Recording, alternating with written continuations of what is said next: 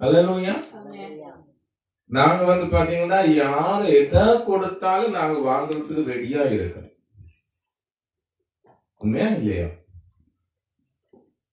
வசனம் சொல்லுது, இஷ்டவேலை ஆசீர்வதிப்பதே கர்த்தருக்கு அப்ப பிரியம், அவருக்கு பிரியம். அப்ப ஏன் நாங்க ஆசீர்வாதமா இல்லாம இருக்கிறோம்? எங்கேயோ பிரச்சனை இருக்கு. அல்லேலூயா. நீங்க ஆதி ஆமத்திலிருந்து கடைசி வரைக்கும் பாத்தீங்கன்னா ஒன்று சொல்வார் பரிசுத்தமாக, இன்னும் பரிசுத்தமாக சொல்லுவார். ஒரு நேரம் வரைக்க நீ அசுத்தம் சேர்ந்து நல்லா செய், கையை விட்டுடுவான். அல்லேலூயா. இன்னொன்று, உன்னை நீ சலிப்படுத்து, நான் உன்னை ஆசீர்வதிக்கிறேன். யார பண்ணா பாத்தீங்கன்னா ஆபிரகாம் சொன்னார், ஈசாக் கிட்ட சொன்னார், யாக்கோபு கிட்ட சொன்னார், எல்லாத்தையும் கர்த்தர் சொன்னார். இஸ்ரவேல் ஜனங்கிட்ட சொன்னார், உன்னை சரிப்படுத்து. ஏன்டா நான் ஆசீர்வதிப்போன் மாட்டேன், நீ அதுக்கு தகுதியா இருக்க வேணும். அல்லேலூயா. எங்களை ஆசீர்வதிக்கிறது சாதாரண ஆள் கிடையாது. அல்லேலூயா. ஒரு துஷ்டன் கிடையாது. அவருக்கு எங்களால எந்த தேவையும் இல்லை. அல்லேலூயா. அவர் எங்களை ஆசீர்வதிக்கணும்னா முதலாவது பார்க்கிறது பரிசுத்தம். அல்லேலூயா. நிறைய வழி எங்களோட வாயில வார்த்தை வர்றது எல்லாமே பொய், உண்மைத்தனமே கிடையாது. அல்லேலூயா. ஓகே, நாங்க போன முறை பார்த்தோம் ஆசீர்வாதத்தை சுதந்திரிப்பது எப்படி என்று சொல்லி. இன்றைக்கு பார்ப்போம் எங்களுக்காக வைக்கப்பட்டிருக்கிற ஆசீர்வாதம். அல்லேலூயா. போன ஞாயிற்றுக்கிழமை சொல்லிவிட்டா எங்களுக்காக என்னென்ன ஆசீர்வாதங்கள் எல்லாம் கர்த்தர் வச்சிருக்கிறாரு நீங்க கண்டுபிடிங்க. வேதத்துல எத்தனை பேர் கண்டுபிடிச்சீங்க? உங்களுக்காக என்னென்ன ஆசீர்வாதங்கள் வைக்கப்பட்டிருக்காங்க? ஐயோ, அப்படி சொன்னது நான் மறந்துட்டேன். இப்ப நீங்க சொல்லிக்கலாம். சில பேருக்கு ஞாபகம் வேற, சில பேருக்கு அதுவும் வேற. அல்லேலூயா. எத்தனை பேர் கண்டுபிடிச்சீங்க? அப்படின்னு என்ன அர்த்தம்? நாங்கள சும்மா ஆசீர்வதிங்க கர்த்தாவே. அல்லேலூயா. நீர் கொடு கர்த்தாவே. நிறைய பேர் கேட்டாங்க ஒருக்கா, பாஸ்டர் உங்களோட ஜெபத்தை சொன்னா ஜெபிக்க வேண்டியதுதான். நான் உங்களோட வீட்டு வேலைக்காரன், நான் ஜெபிக்கிறது. அல்லேலூயா. உங்களுக்கு தெரியுமா, ஜெபம் நான் எனக்கு செய்தா அது வேண்டுதல் ஜெபம், நான் உங்களுக்கு செய்தா அது ஊழியம். அல்லேலூயா.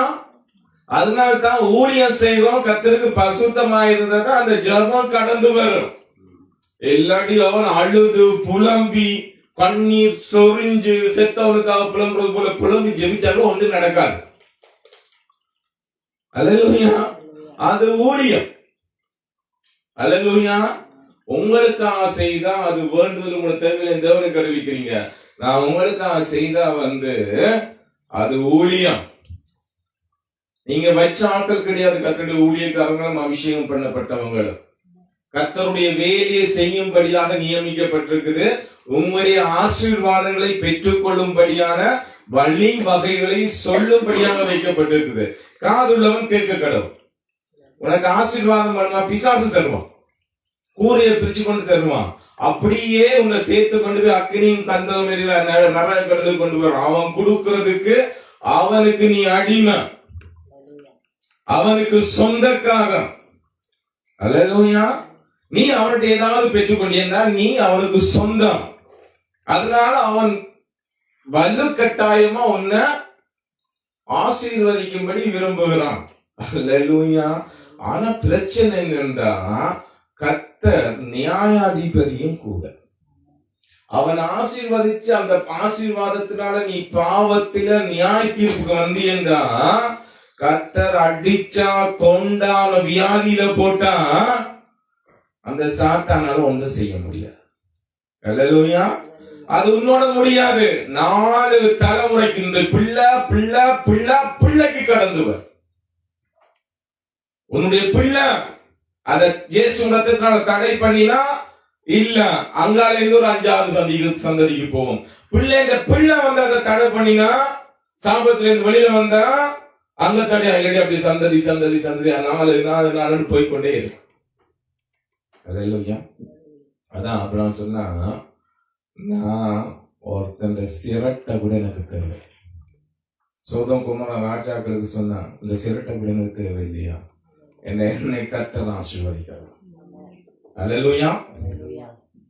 ஆக இன்றைக்கு நாங்கள் பார்க்க போறோம், எங்களை ஆசீர்வதிப்பதே திரியேக தேவனின் விருப்பம் என்பதை திட்டமாய் நாங்கள் அறிந்திருக்க வேண்டும். அடுத்ததாக கர்த்தர் எவ்விதத்தில் நம்மை ஆசீர்வதிக்க விரும்புகிறார் என்பதை முக்கியமாக அறிந்து கொள்ள வேண்டும். அவர் நமக்காக ஆயத்தம் பண்ணினவைகள் எவைகள், இந்த அறிவு இல்லாமல் நாம் எந்த ஆசீர்வாதங்களையும் பெற முடியாது. இன்றைக்கு கர்த்தருடைய ஆசீர்வாதங்களை பெற முடியாமல் விசுவாசிகள் தவிக்கிறதுக்கு காரணம் அறிவில்லாமையால். அல்லேலூயா. அறிவு இல்ல, கர்த்தருடைய ஆசீர்வாதத்தை பெற்றுக் கொள்ளக்கூடிய வேத அறிவும் இல்ல, சுய அறிவும் இல்ல.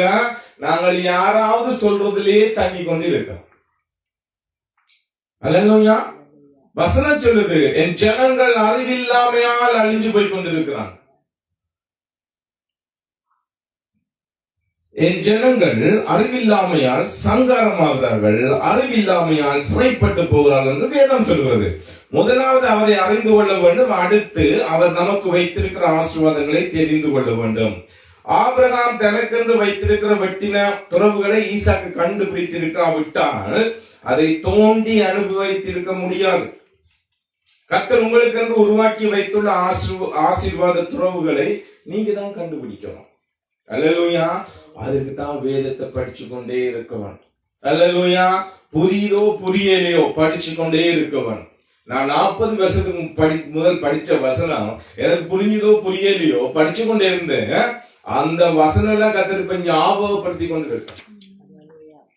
40 வருஷம் ஆச்சு. நேற்று போனவங்க உங்களுக்கு சொன்ன பிரசங்கம் உங்களுக்கு ஆசீர்வாதத்தை கண்டுபிடிங்கன்னு சொன்னா இல்ல. பிரான்ஸ்ல இப்ப எல்லாருக்கும் எல்லா பொம்பளைகளுக்கும் இந்தியாவில் கொடுக்குற மாதிரி 2500 ரூபாய் கொடுக்குற மாதிரி உங்களுக்கு 500 ரூபாய் தர்றாங்களாம் போங்கன்னு சொன்னா எப்படிப்பா இங்கே எனக்கு அடிச்சிருக்கீங்க 100. இந்த பணம் ஒரு பிசாசா இருக்குது. கர்த்தருடைய பணத்தை வச்சு எதையும் செய்ய முடியும். நமக்கு கேன்சர் வந்துட்டு நாளைக்கு சாப்பிட பணத்தை வச்சு என்ன செய்ய முடியும்? அல்லேலூயா. அதான் இசைக்கியா ராஜா அழுதான், கர்த்தாவே நான் உண்மையும் உத்தமமா இருந்தனே. அப்ப கர்த்தர் ஒரு 15 வருஷத்துக்கு கூட்டி கொடுத்தான். அல்லேலூயா. ராஜாவா இருந்தாலும் ஆண்டியா இருந்தாலும் ஜீவன் அதிபதி ஆவார். நாங்க 10 வருஷத்துக்கு திட்டம் போடுறோம், சபையும் திட்டம் போடுறோம், இலக்கு வைக்கிறோம். நாளைக்கு கர்த்தர் வந்தா நாளைக்கு நான் செத்துட்டா அல்லேலூயா என்ன செய்கிறது? நான் கர்த்தருக்குள்ள மறிச்சா அப்பா அதான் பெரிய சாக்கியம். இந்த உலகத்தின் பாடுகள் உபத்திரவங்கள் எல்லாத்தையும் விட்டு நிம்மதியா கர்த்தருடைய ராஜ்யத்துக்குள்ள போறோம். அதுக்காகத்தான் ஓடுறோம். அல்லேலூயா. பணம் ஒன்றே கொண்டு போக முடியாது, வரைக்கும் கொண்டு வரையில போயும் கொண்டு போக முடியாது. மகா அலெக்சாண்டர், தி கிரேட் அலெக்சாண்டர் 3.5 வருஷத்துல உலகத்தை பிடிச்சிட்டு தெரியுமா? 3.5 வருஷத்துல அவனுக்கு ஒரு காய்ச்சல் வைரஸ். அல்லேலூயா. இப்ப வைரஸுக்கு பெயர் எல்லாம் வச்சு கண்டுபிடிச்சு பெயர் எல்லாம் வைக்கிறான். அப்ப அந்த காலத்துல கண்டுபிடிக்க ஒரு காய்ச்சல். அவன் சாக போறன்னு தெரிஞ்சு போச்சு. சொன்னா என் கைய பிரேத படிக்க வெளியில வையா, விரிச்ச படிக்க நான் விதை கொண்டு போயில. இந்த உலகத்தை எல்லாம் மகா அலெக்சாண்டர் கண்டுபிடிச்சு பிடிச்சு எல்லாத்தையும் ஆளுமை செய்தான். பெரிய பேரு 33 வயசுலயே செத்துட்டான். 60 சாயில 33 வயசுல வாலிபன். எல்லாம் பார்க்கட்டும். நீ ஓடி ஓடி உழைச்சாலும் போகும்போது நீ ஒன்றையும் கொண்டு போற கிடையாது. அல்லேலூயா. அவன் என்னத்தை கொண்டு போயிருப்பான்னு நினைக்கிறீங்க? இப்ப நாங்க பாடக்கூடத்துல படியா ஓ தி கிரேட் அலெக்சாண்டர் அப்படி நாங்க படிக்கிறோம். அவன் என்னென்ன திட்டு வாங்கியிருப்பாங்க, எத்தனை குடும்பங்களுக்கு எடுத்திருப்பான் யுத்தம் பண்ணி, எத்தனை உயிர்கள் போயிருக்கும், எத்தனை ரத்தம் சிந்துதல் இருக்கும். சாபத்தோடைய போதா பாதாளத்துக்கு போயிருப்பான். பேர் இங்க இருக்கு உலகத்துல, அவனால் அனுபவிக்க முடியல. யுத்தம், பயிற்சி, போராட்டம் அப்படியே ஓடிக்கொண்டிருந்தான். 33 வயசுல செத்து போயிட்டான். அல்லேலூயா. அதனால வேதம் சொல்லுது, பண ஆசை எல்லாத்துக்கும் எல்லா தீமைக்கும் வேர். பணம் எல்லாத்துக்கும் உதவும், பண ஆசை. அல்லேலூயா. தேவன் நமக்கு ஆயத்தம் பண்ணின ஆசீர்வாதங்களில் 1000ல் 1 மடங்கு கூட நாங்கள் அனுபவிப்பது இல்லை. தேவனுடைய திருச்சபை தேவன் தனக்காக வைத்துள்ள சகல ஆசீர்வாதங்களையும் அனுபவிக்க தொடங்கிவிட்டால் மாபெரும் எழுப்புதல் வந்துவிடும். அல்லேலூயா. ஏன் சபையில் எழுப்புதல் வர மாட்டேன்றது? ஐயோ, நானே போராடி கொண்டிருக்கேன், வைத்துக்கும் போராடி கொண்டிருக்கேன். சபைக்கு எங்க போராடு? அல்லேலூயா. என் நினைவெல்லாம் மூச்செல்லாம் யாரா? அது பாட்டு, பொய்யா பாடுற பாட்டு. அல்லேலூயா. என் நினைவெல்லாம் மூச்செல்லாம் எப்படி சம்பாதிக்கிறது, எப்படி பெரிய ஆளா வர்றது, எப்படி குடும்பத்தை பார்க்கிறது. அதுதான் மகா அலெக்சாண்டர் ஒரு நல்ல ஒரு உதாரணமா இருக்கிறான். சாக தெரிஞ்சு கையை நீட்டி வையா ஒன்றையும் கொண்டு போயிலன்னு சொல்லிட்டு உலகத்துக்கு ஒரு செய்தியை கொடுத்துட்டு போயிட்டான். அல்லேலூயா.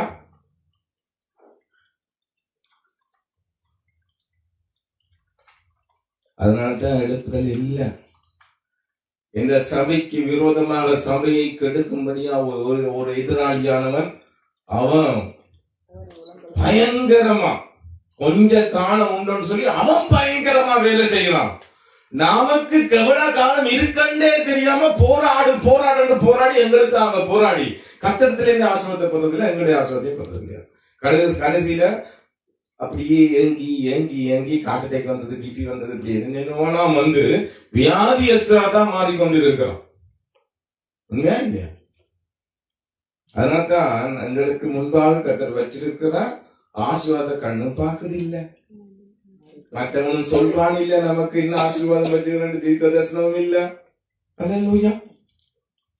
தேவன் பேசாம விட்டுட்டாரோ? அப்பே இல்ல நம்மளை குறிச்சு தீர்க்க தரிசனம். சொல்லுங்க இருக்கா? சரியான பதில் சொல்லுங்க. ஹலோ, கோமாக்கு போயிட்டீங்களா? அல்லேலூயா. மௌனத்துல இருக்கிறவன் கர்த்தரை துதியா பதில் சொல்லலாம். அல்லேலூயா. பதில் தெரியாதா வெளியா வந்துட்டா என்ன செய்யறது? அல்லேலூயா. நான் உங்களுக்கு பிரைஸா கொடுக்க போறோம், நீங்க பிள்ளையா சொன்ன. அல்லேலூயா. சரி, பிள்ளையா சொல்லிட்டீங்கன்னு மற்றவங்க கேட்கட்ட மட்டும் சிரிக்க முடியுமா? திருப்பி அவையிட்ட கேட்ட நீ சொல்லது கொண்டா என்ன ஆகுது? அல்லேலூயா. ஏனென்றா கர்த்தர் முதலாவது ஒரு காரியத்தை சொன்னா அதுக்கு கீழ்ப்படிஞ்சாதான் உனக்கு வச்சிருக்க ஆசீர்வாதத்தை கர்த்தர் சொல்லுவார். முதலாவது ஆபிரகாமுக்கு சொன்னார், முதலாவது நீ உன் இனத்தை உன் வீட்டை விட்டு வெளியில வா. அல்லேலூயா. நான் உனக்கு பிள்ளைய கொடுப்பான், காணாதேசத்தைய கொடுப்பேன் சொல்லல. முதலாவது நீ விட்டு வெளியில வா. அவன் வந்தான், வந்ததான் கொஞ்சம் கொஞ்சமா தான் சொல்றேன். வந்து அவன் நடக்கிறான். அல்லேலூயா. தேவனை நம்பி நடக்கும் போது அடுத்த காரியம், அதுக்கு பிறகு புள்ள. அல்லேலூயா.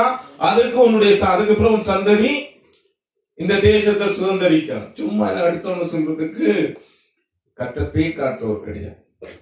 அல்லேலூயா. முதலாவது கர்த்தர் உனக்கு சொன்னதுல நீ கனப்படுத்துறியா, அதுல நடக்கிறியான்னு பாப்ப. இல்லாட்டி உனக்குரியது வேற யாருக்காது போயிட்டு. சவுலுக்குரியது தாவீதுக்காக மாறினது. அல்லேலூயா. ஆகவே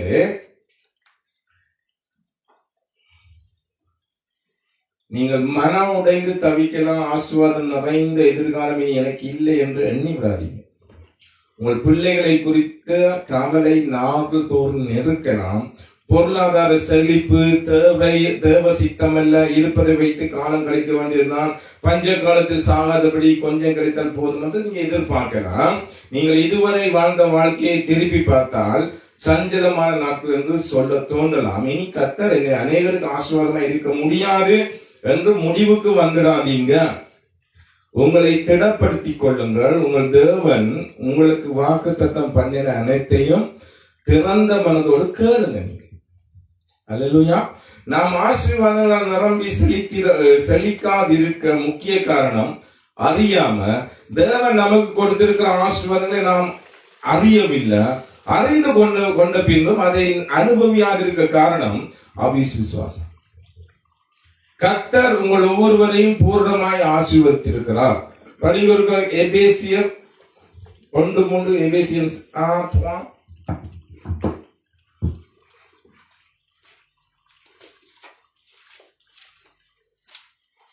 Béni soit le Dieu et Père de notre Seigneur Jésus-Christ, qui nous a bénis de toute bénédiction spirituelle dans les lieux célestes en நம்ம பேசுற ஒன்று மூன்றுல நம்முடைய கர்த்தராகிய இயேசு கிறிஸ்துவின் பிதாவாகிய தேவனுக்கு ஸ்தோத்திரம்.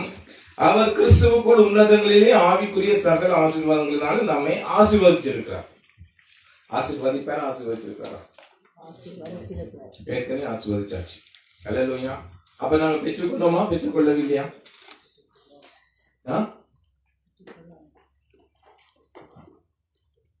சரியா சொல்லுங்க. நான் கேட்ட கேள்வி பெற்றுக்கொண்டோமா கொள்ளவில்லையா? ஓகே, அப்ப கொண்டாங்களுக்கு தேவையில்லை ஆசீர்வாதம்.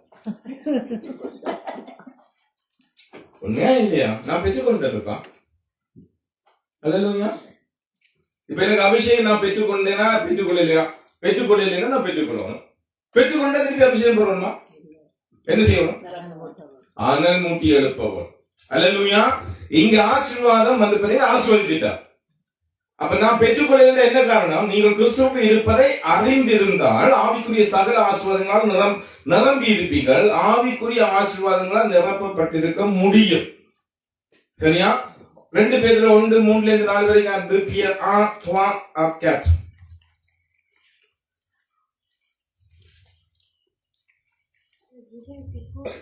Nous a donné tout ce qui est nécessaire à la vie et à la piété en nous faisant connaître celui qui nous a appelés pour sa propre gloire et par sa force aussi nous assure les plus grandes et les plus précieuses promesses. Ainsi grâce à eux nous pouvons faire la corruption qui existe dans le monde par la convoitise et démons participant de la nature divine. இங்க 2 பேர் 1:3-4 வரைக்கும் தம்முடைய மகிமையினாலும் காரணத்தினாலும் நம்மை அழைத்தவரை அறிகிற அறிவினாலே ஜீவனுக்கும் தேவ பக்திக்கும் வேண்டிய யாவற்றையும் அவருடைய திவ்ய வல்லமையானது நமக்கு தந்தருனதும் அன்றி இச்சையினால் உலகத்துண்டான கேட்டுக்கு தப்பி திவ்ய சுபாவத்துக்கு பங்குள்ளவர்களாகும் பொருட்டு மகா மேன்மை அருமையான வாக்குத்தத்தங்களும் அவைகளினாலே நமக்கு அளிக்கப்பட்டிருக்கிறது. எல்லாம் அளிக்கப்பட்டிருக்குப்பா, கொடுத்து இருக்குது. அப்ப நாங்க அனுபவிக்க முடியல. நம்மை அழைத்தவரை நாம் அறியும் பொழுது இந்த ஜீவனுக்கு வேண்டிய யாவற்றையும் அவருடைய வல்லமை நமக்கு தந்து விடுகிறது. அது மட்டுமில்லாமல் நாம் தேவ பக்தியாய் வாழ தேவையானவைகளையும் அருளுகிறார். அல்லேலூயா. நாம் தேவ பக்தியா நடக்க முடியுமா? நடக்க முடியும் என்று வசனம் சொல்லு. அல்லேலூயா. அதுக்குரிய காரியத்தை அவர் தந்து விட்டார். அவரை அறிந்த பிறகு இந்த ஜீவனுக்கு அடுத்தவைகளிலும் தேவ பக்தி அடுத்தவர்கள் நீங்கள் அவ்விதத்திலும் குறைவுபட்டு வாழ வேண்டிய அவசியம் இல்லை. ஐயோ சர்ச்சுக்குள்ள வந்தா நாங்க பரதேசிகள், சர்ச்சுக்கு வந்தா நாங்க என்ன பரிதபிக்கப்பட்டவர்கள், அப்படியா வசனம் சொல்லுது? அல்லேலூயா. இங்க சொல்லுது, பிரியமானவன் உன் ஆத்துமா வாழ்கிறது போல நீ எல்லாவற்றிலும் வாழ்ந்து சுகமாயிருக்கும்படி வேண்டுகிறேன். 3:2 சொல்லுது. அல்லேலூயா. இங்க என்ன பிரச்சனை? என்னுடைய உள்ளான மனுஷன் செத்து கொண்டு இருக்கும் போது இந்த மாம்ச மனுஷன் வந்து ஐஸ்வர்யமா இருக்க முடியாதுன்னு வசனம் சொல்லுது. அப்ப நான் எனக்கு வச்சிருக்கப்பட்ட ஆசீர்வாதத்தை நான் ஏன் பெற்றுக்கொள்ளல? உள்ளான மனுஷன் வந்து குஷ்டம் குடிச்சு போயிருக்குது, வியாதியாய் கிடக்குது. அல்லேலூயா. அதனால குஷ்டத்தோடையும் வியாதியோடையும் பாவத்தோடையும் கர்த்தர் ஆசீர்வதிக்கிறது. அதனால்தான் ஆதாம் ஏவாளை எல்லாவற்றையும் ஆசீர்வதிச்சு வைத்தவர் அங்க ஏதேன்ல பாவம் வந்த போது ஏதேனை விட்டு துரத்தி விட்டார். அல்லேலூயா. துரத்தினால என்ன வந்தது? அவனுக்குரிய எல்லாவற்றையும் அவன் வேலை செய்ய வேண்டியதா இருந்துச்சு. அவனை நிலம் பயிரிட வேணும், அவனை முளைக்க வேணும். அல்லேலூயா. எல்லாத்தையும் அவனை செய்ய வேண்டியது. அதுக்கு முதல் வந்து பாத்தீங்கன்னா எல்லாத்தையும் அவரை கொடுத்தான். இப்ப உங்களுக்கு கண்டிஷன் என்னன்னா, உங்களுடைய உள்ளான மனுஷன் எவ்வளவுக்கு ஆவிக்குரிய வாழ்க்கையில ஐஸ்வர்யமா இருக்குதோ அவ்வளவுக்கு உலகத்திலே நீங்க ஐஸ்வர்யமா இருக்க முடியும். அல்லது உலக ஐஸ்வர்யத்துக்கு நீங்க போய் பண ஆசைனால் உங்களுடைய உள்ளான மனுஷனை குஷ்டரோகியாகவும் வியாதியஸ்தனாகவும் வச்சிருந்தீங்கன்னா இந்த உள்ளான மனுஷன் மறிக்கும் போது இந்த உள்ளான மனுஷன் அக்கினியும் கந்தகம் என்று நிறைய கடலுக்கு போவான். நீ சம்பாதிச்சது வந்து உனக்கு ஒன்று உதவியும் செய்யாது. அல்லேலூயா. நாம் எதையாகிலும் அவருடைய சித்தத்தின்படி கேட்டால் அவர் நமக்கு செவி கொடுக்கிறார் என்பது அவரை பற்றி நாம் கொண்டிருக்கிற தைரியம் வேதம் சொல்கிறது. எத்தனை பேர் நீங்க ஜெபிச்சு கர்த்தர் கேட்டாருன்ற விசுவாசம் உங்களுக்கு இருக்குது? நான் ஜெபிச்சா கர்த்தர் தருவாருன்ற விசுவாசம் இருக்கு உங்களுக்கு? அப்படித்தான் நினைக்கிறேன். ஆனா சில பேர் ஜெபிச்சு ஒண்ணும் செய்ய மாட்டேன். இப்ப நான் ஓமன் சொல்றதா இல்லைன்னு சொல்றதா?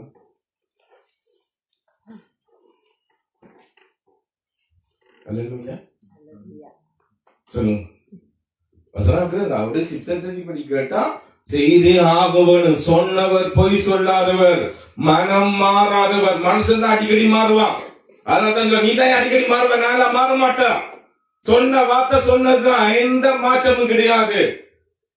அப்ப நான் ஜெபிச்சா கிடைக்குமா? கிடைக்காது. அப்பயே கிடைக்குது இல்ல.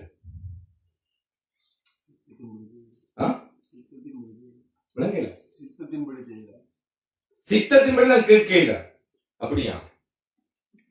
ஏன் உங்களுக்கு சித்தம் தெரிய மாட்டேன்? அவருடைய சித்தம் ஜெபிச்சிட்டு விசுவாசிக்கல. இல்ல, வசனம் சொல்லுது நான் ஜெபிக்கிறது அவர் கேட்கிறார் செய்கிறார் என்று எனக்குள்ள இருக்குது. அல்லேலூயா. சித்தமா?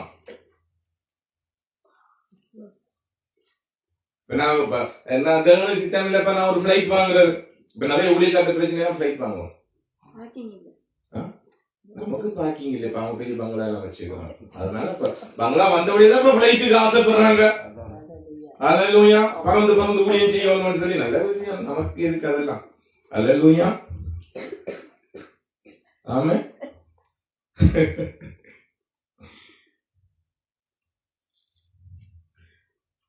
நாம் எதையாயும் அவருடைய சித்தத்தின்படி கேட்டால் அவர் நமக்கு செவி கொடுக்கிறார் என்பது அவரை பற்றி நாம் வேண்டிக் கொண்டிருக்கிற தைரியம் என்று வேதம் சொல்றார்.